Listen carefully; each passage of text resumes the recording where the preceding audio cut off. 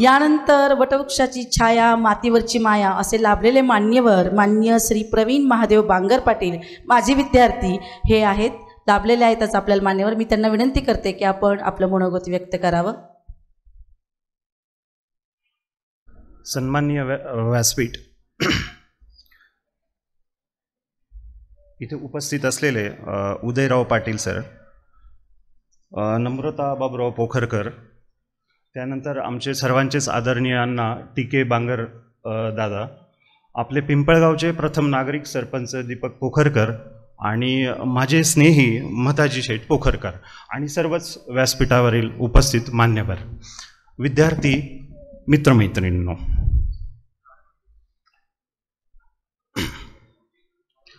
अनंत अमुची ध्येयासक्ती आणि अनंत अमुच्या आशा, किनारा तुला पामर आला.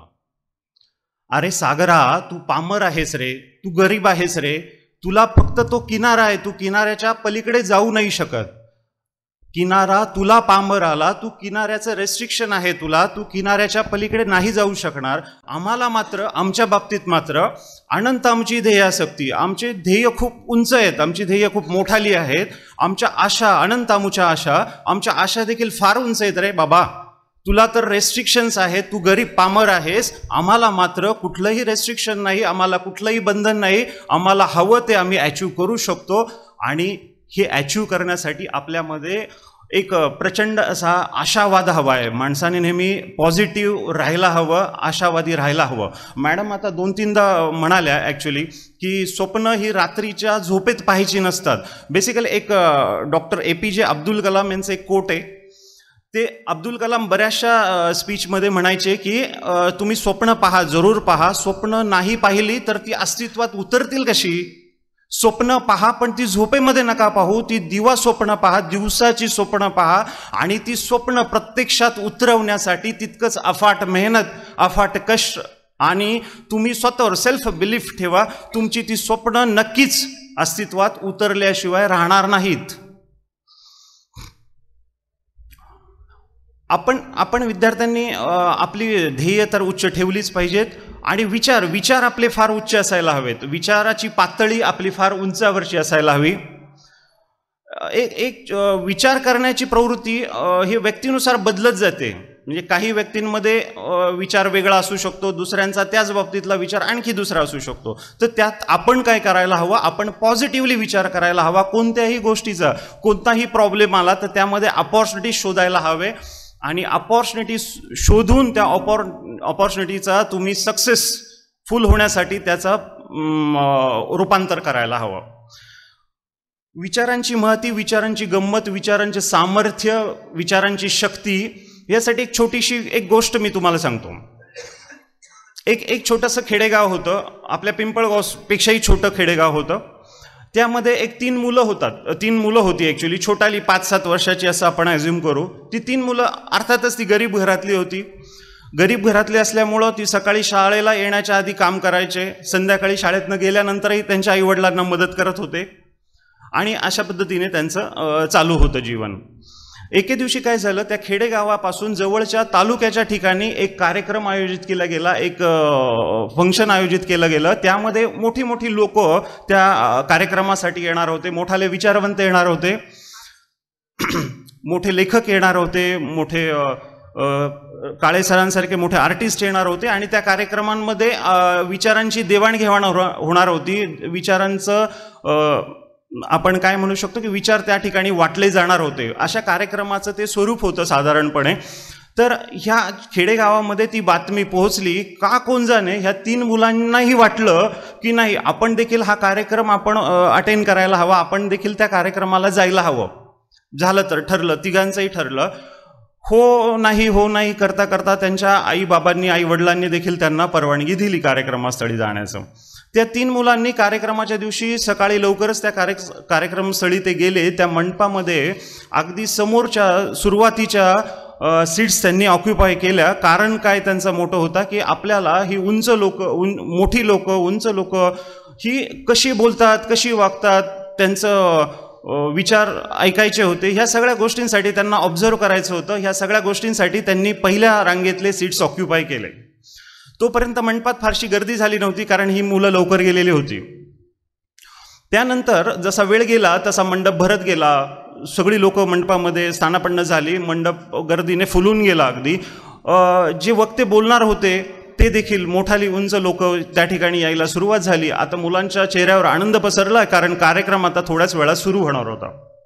तितक्यात एक 3-4 सुटाबुटातली लोक त्या मुलांच्या दिशेने येताना मुलांना जाणवलं, मुलांच्या मनात शंकेची पाल चुकचुकली आणि अनफॉर्च्युनेटली जे व्हायचं होतं तेच झालं. ते 3-4 लोक सुटाबुटातले या मुलांच्या जवळ आले आणि त्या मुलांना पूर्णपणे अपमान त्यांचा करून, अपमानास ट्रीटमेंट देऊन त्या मुलांना अक्षरशः त्या मंडपामधून त्यांना बाहेर हाकलून दिलं, हुसकावून लावलं.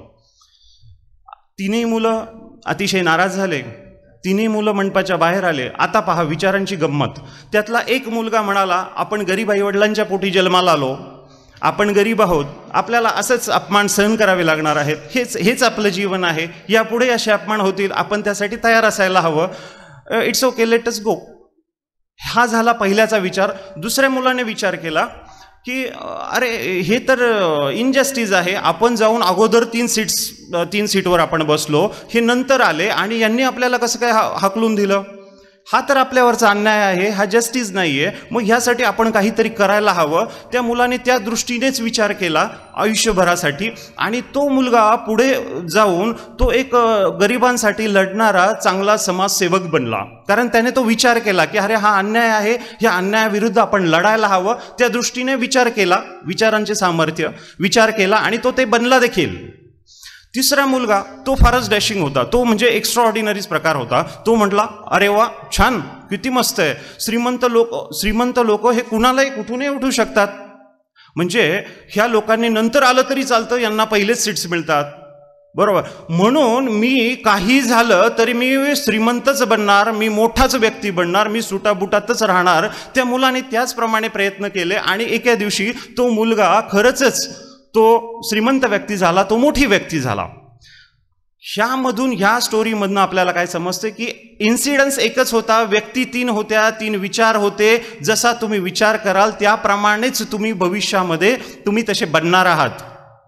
त्यामुळे तुमचे विचार हे उच्च प्रतीचे असायला हवेत आणि त्यासाठी अफाट मेहनत घेण्याची तुमच्यामध्ये तितकी क्षमता तुम्ही जागृत केली पाहिजे.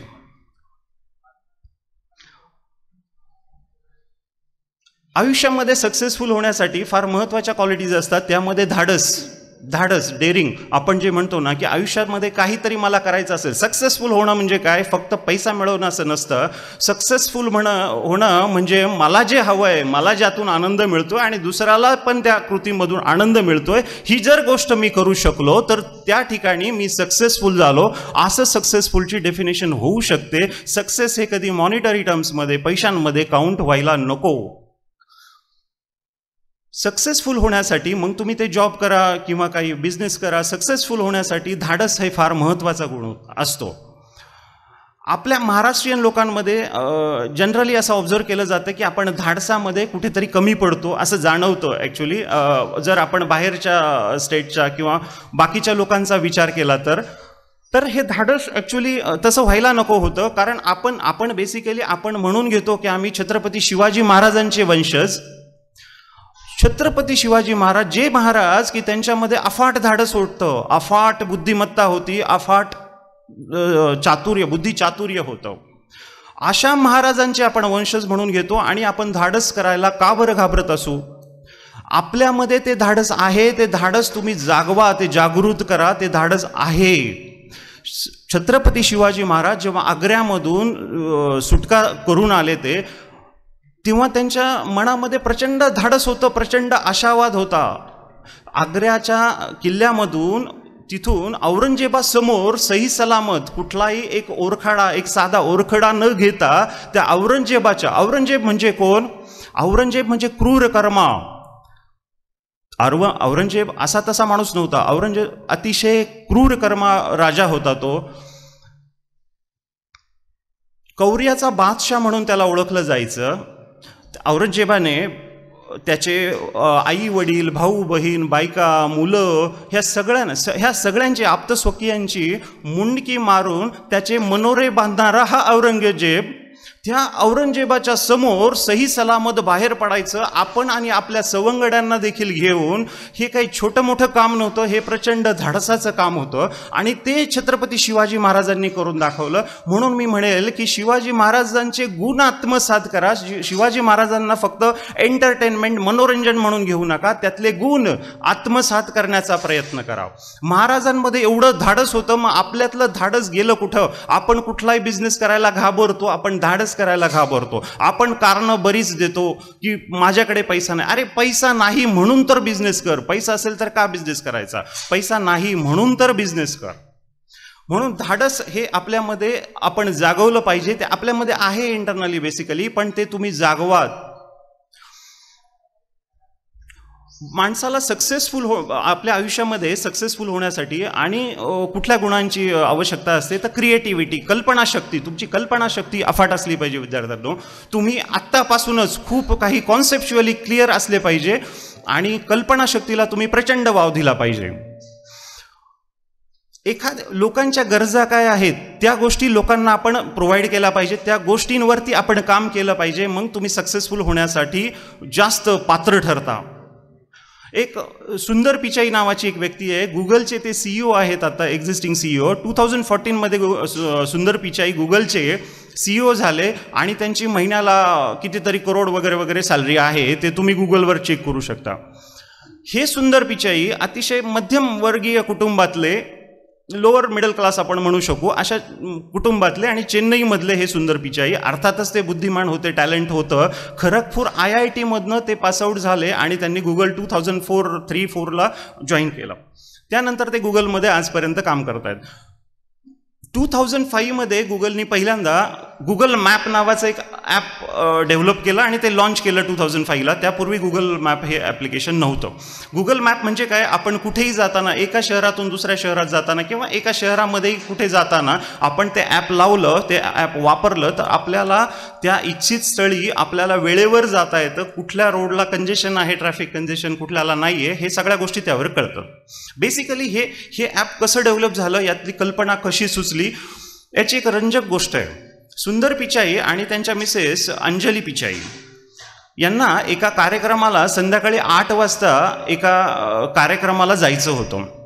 दोघांनी सकाळी ठरवलं की अंजली पिचाई ह्या डायरेक्टली घरून त्या कार्यक्रमाला 8 वाजता पोहोचणार आणि सुंदर पिचाई मात्र त्यांचं ऑफिस अटेंड करून संध्याकाळी 8 वाजता त्या कार्यक्रमासाठी येणार होते, असं ठरलं गेलं. अंजली पिचाई ह्या बरोबर वेळेमध्ये 8 वाजता पोहोचल्या, कार्यक्रम चालू झाला वगैरे वगैरे.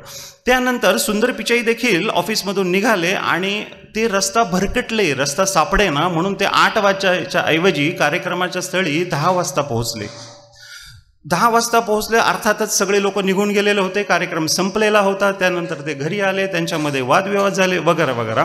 पण ह्या एका गोष्टीने सुंदर पिचाईंना ही कल्पना सुचली, ही आयडिया सुचली की अरे मी जर रस्ता चुकतोय तर असे खूप सारे लोक दररोज रस्ता चुकत असणारे जगाच्या पाठीवर. मग हा प्रॉब्लेम होता बेसिकली. हा प्रॉब्लेम त्यांनी अपॉर्च्युनिटीमध्ये कन्व्हर्ट केला की अरे मग यात आपल्याला काय अपॉर्च्युनिटी आहे, आपण काय करू शकतो ह्यासाठी. म्हणून त्या आयडिया डेव्हलप करत करत त्यांनी गुगल मॅपचा शोध लावला आणि गुगल मॅप हे 2005ला त्यांनी लॉन्च केलं. त्यानंतर आज आपण कितीतरी करोडो लाखो लोक हे गुगल मॅप ॲप्लिकेशन वापरतात आणि गुगलचा जो काही टोटल रेव्हेन्यू आहे त्यामध्ये गुगल मॅपचा फार मोठा वाटा आहे. हेच सुंदर पिचाई पुढे चायनामध्ये एका बिझनेस ट्रिपसाठी गेले. तिथे ते जेवायला गेले एका रेस्टॉरंटमध्ये. त्या रेस्टॉरंटमधला वेटर आणि त्यांचं कम्युनिकेशन प्रॉपर होईना. चायनामध्ये इंग्लिश फारसं काही लोकांना म्हणजे इंडियाच्या कंपॅरिझनमध्ये तिथे कमी समजतं. त्या वेटर आणि यांच्यामधलं कम्युनिकेशन प्रॉपर होईना. दोघेही एकमेकांना काय सांगत होते दोघांनाही कळेना. हा देखील एक प्रॉब्लेमच होता. त्याचं देखील त्यांनी अपॉर्च्युनिटीमध्ये कन्वर्ट केला की त्यांनी विचार केला की हे माझ्या बाबतीत घडतंय तर हे खूप लोकांच्या बाबतीत घडत असेल. म्हणून त्यांनी त्यावर विचार करून गुगल ट्रान्सलेशन नावाचं एक ॲप बनवलं. गुगल ट्रान्सलेशन म्हणजे आपण कुठल्याही भाषेतून कुठल्याही भाषेत आपण कन्व्हर्जन करू शकतो विदिन अ सेकंड. आता मला वाटतं 100+ लँग्वेजेसमध्ये गुगल ट्रान्सलेशन ॲप आता काम करत आहे. म्हणजेच काय की अपॉर्च्युनिटी ही तुम्हाला मिळवायची आहे. पूर्वी आपण म्हणायचं की संधीदार ठोठावेल, ते दार उघडा, ती संधी ग्रॅब करा. पण आता तसं नाही राहिलं. ॲक्च्युली संधीदार ठोठावते हे आता जुनं झालंय. ते दार तोडून संधी मिळवणं हे आता नवीन झालंय. त्यामुळे तुम्हाला दार तोडायचंय, तुम्हाला संधी मिळवायच्या, तुम्हाला अपॉर्च्युनिटी स्वतःला क्रिएट करायच्यात. अपॉर्च्युनिटीसाठी आपल्याला वेट करायचं नाही, आपल्याला थांबायचं नाही आहे. अपॉर्च्युनिटी आपण आपल्यामध्ये शोधायच्यात. आपण म्हणतो ह्या फील्डमध्ये स्कोप आहे, त्या फील्डमध्ये स्कोप आहे. स्कोप कुठल्या फील्डमध्ये केव्हाच नसतो. स्कोप हा आपल्यामध्ये असतो. आपल्यामध्ये जर टॅलेंट असाल आणि मग जर तुम्ही कुठल्याही फील्डमध्ये गेलात तर तुम्ही सक्सेसफुल झाल्याशिवाय राहत नाहीत.